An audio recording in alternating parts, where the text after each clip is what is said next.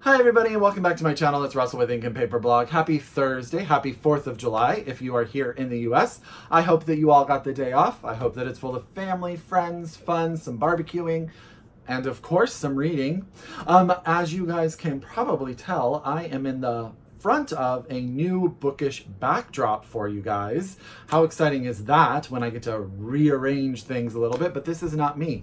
This is actually all Dan. While I was gone on a work trip this week, he decided to install in my old reading space new shelves for me so that I can combine some of the books that are all over the house. I think it's a little selfish because books belong everywhere, but it actually is fantastic. I'm in love with it. He built the shelves himself, stained them, everything, and they fit so many books. It's freaking fantastic. What you guys see behind me are sort of my red shelves. So these are probably 90% of the books that you see behind me I have read. There are books that are in collections or by authors where I bought like entire series of everything that I can find of theirs. Maybe I haven't read all of them. They are up here as well. I try to keep things together like that.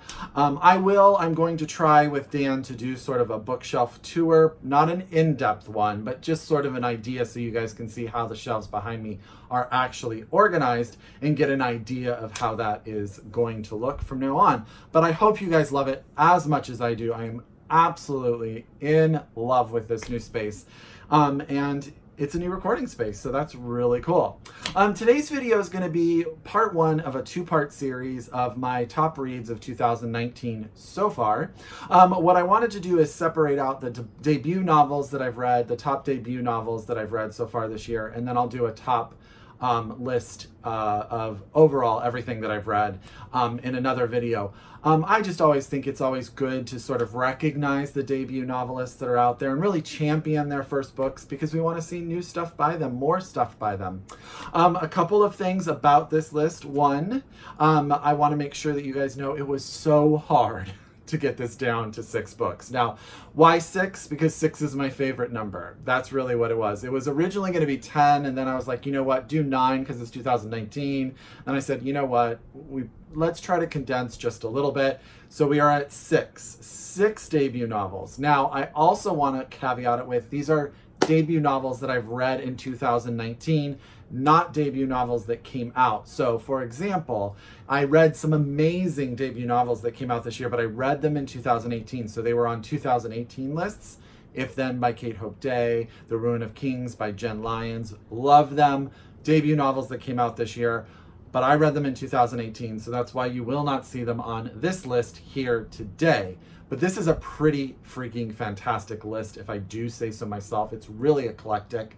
And it really, all of the books that I'm going to talk about have left me with some sort of thought, with some sort of discussion. I've handed them to people just so that I could have conversations about them and tried to convince people to read them. And some of them are challenging, some of them are thought-provoking, all of them are just great books. What I did is I just put them in alphabetical order by author, and so that's how we're going to go through them. No ranking them 1 through 6, because that's just not fair to me. So let's get started, but as always, get out your pen, get out your paper, get out your Goodreads. If you are able, order these books from your independent bookstore, or see that your library has them, get them in your hands, or have your library order them if they don't have them already for you. So let's get started. The first book I'm going to tell you about is Naamah by Sarah Blake. This came out in April from Riverhead. This is a retelling of the Noah biblical story from the point of view of Naamah, who is Noah's wife. This book is a fantastic dissection of the idea of faith and also duty to one's family. It's also about love, it's about relationships, and it's about just coming to terms with what your life has turned into and how you are going to live in this space. Naamah is a fantastic character. She is well fleshed out. Sorry. English can be difficult. And she becomes so real to you. There's sort of an aspect of fairy tale fable in this. She has communications with God. She has communications with an angel. There's a lot of sexual exploration and sexual identity in this novel as well. It is just a really interesting way to look at something that's a story that a lot of people already know and sort of look at it from a perspective that adds depth to the overall tale in and of itself. The Sarah Blake, is a poet by trade, and you can totally tell in the language that she uses. This book to me was one of those things that once I finished it, I wanted to talk to people about this idea of looking at these biblical stories from different perspectives and really adding a sense of humanity to the overall narrative.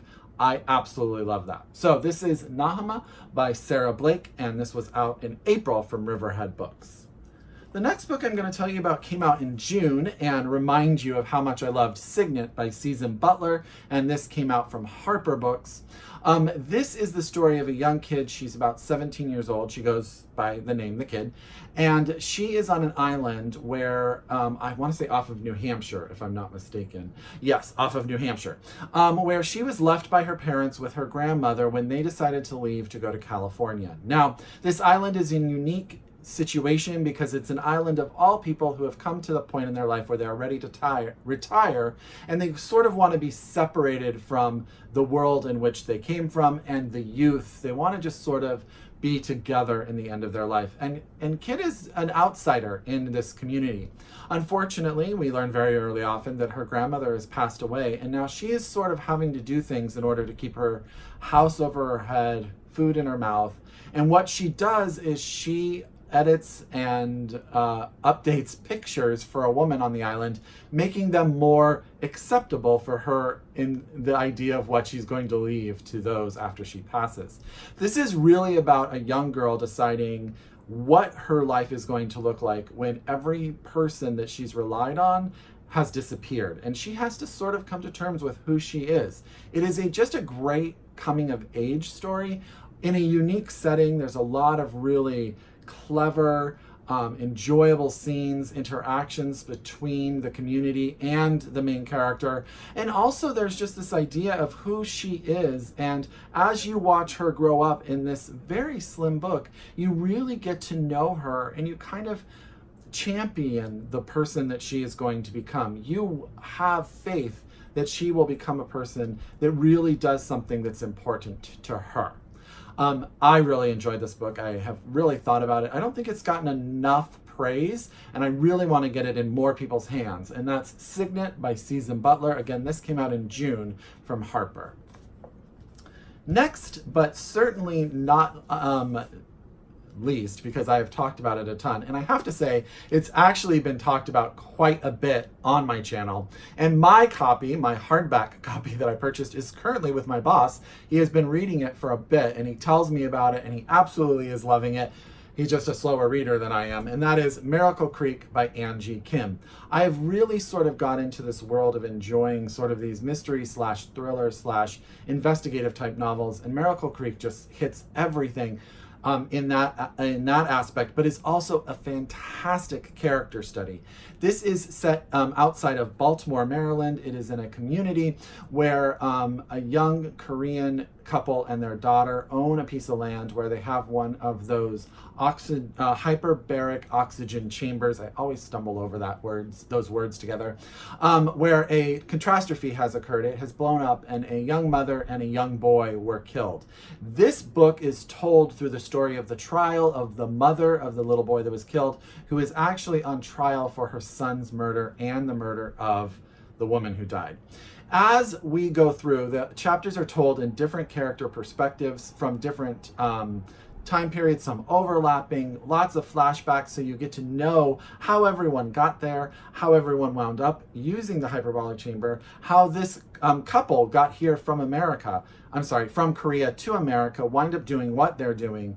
And as every sort of page turns, you become more involved in these people's lives. There's a lot of dynamics. There's a lot of stuff about parental love and family, but also it's a thriller, it's a mystery. So she leaves you with these tidbits and you think you know where it's going, and you don't, I promise you. She will definitely lead you down many different paths. I have said a number of times, I think the defense attorney for the mother is one of my favorite lawyer characters ever that I have read. I think she is fantastic. And she doesn't even have her own sections. She's only viewed by other characters. And that Angie Kim was able to do that without actually giving that character her own voice. brilliant. I absolutely loved it. I've already, as I said, I've given it to my boss. I've bought it 3 times and given it to 3 different people, just as a book that you can just dive into, really enjoy for the story, but stay around for the language and the characters and the family. That is Miracle Creek by Angie Kim, and this also came out in April from FSG. And FSG, Sarah Crichton Books by FSG. Sorry, and loved it. The next book I read actually way back at the beginning of the year. I want to say this came out beginning of February or late January, and that is We Cast a Shadow by Maurice Carlos Ruffin. I've talked a lot about this book, an absolute lot. I think it's freaking brilliant. I will hold up that cover because I think it is amazing. We Cast a Shadow is about a nameless narrator that lives sort of in an offshoot of our current history, where racism is so prevalent that things occur blatantly in front of and are just sort of accepted as part of the societal norm. For example, he is an African-American man who works in a law firm. In the very beginning of the story, the very first few pages, we learn that he is in competition with, I think, 2 other African-American attorneys for a permanent place at the law firm, and some of the stuff that they make them do is absolutely horrendous. But what our main character's goal really is in life, he has a young son that he wants to pay to have a surgery done that changes the pigmentation of his skin to make him look more white, or actually look white, so that he does not have to deal with the racism that his father has to deal with. And this book is really about that internalized racism caused by societal norms, as well as the actual racism of the community around. He winds up getting a role where he has to do different things to sort of boost the racial profile of the law firm in an attempt to get the job that he wants in order to take care of his son.